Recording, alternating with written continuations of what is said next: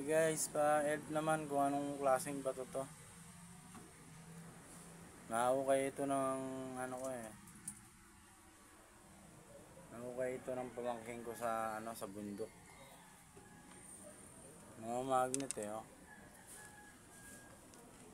Kulay itim. Tapos marami siyang butas-butas.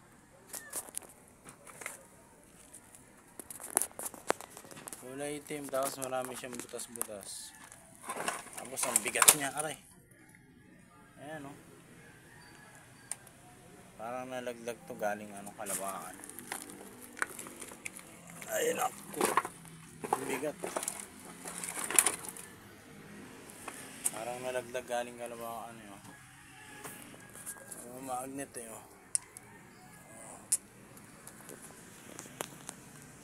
Ma-share na lang itong live guys para ma-share natin kung anong klaseng bato to para may makakaalam ba.